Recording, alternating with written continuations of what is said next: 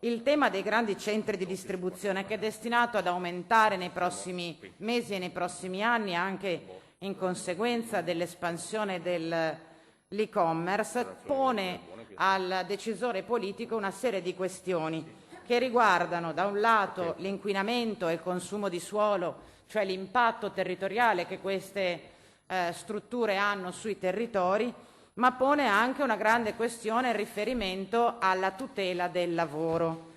allo sfruttamento dei lavoratori, alla compressione, quando non alla lesione dei diritti delle lavoratrici e dei lavoratori,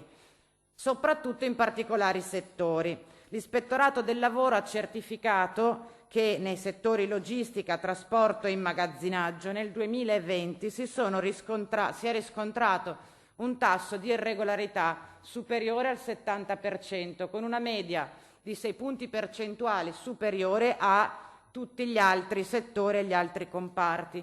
Queste illegalità sono sostanzialmente sempre riconducibili a una casistica abbastanza inquietante: meccanismi di decentramento produttivo, la dissociazione tra la titolarità del contratto di lavoro e l'utilizzo della prestazione, la compressione delle tutele che raggiunge spesso casi di sfruttamento delle lavoratrici e dei lavoratori, quando non fenomeni di caporalato, quando non addirittura riduzione in schiavitù,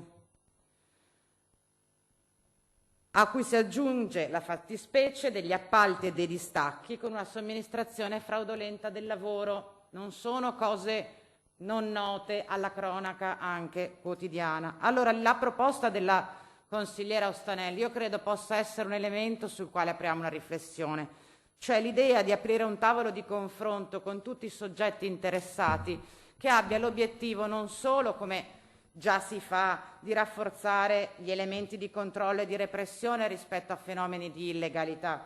ma che anche vuole costruire le condizioni per cui si apra un dibattito, si generi un'opinione pubblica che assuma come urgenti queste questioni e che non nasconda la testa sotto la sabbia negando la drammaticità di questi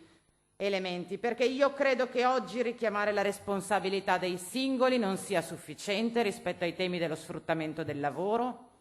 e che invece sia necessario costruire le condizioni per cui anche in questa regione si sviluppi una responsabilità collettiva che tutti sentano condivisa di contrastare questi fenomeni, per costruire una responsabilità che non sia del singolo imprenditore, ma che sia di un tessuto sociale e produttivo nel suo complesso, una responsabilità di filiera e di territorio, che non pensi che basti colpire il colpevole per sentirci assolti, ma che invece deve farci fare un salto di qualità rispetto a delle tematiche che invadono sempre di più le democrazie moderne e le economie sviluppate.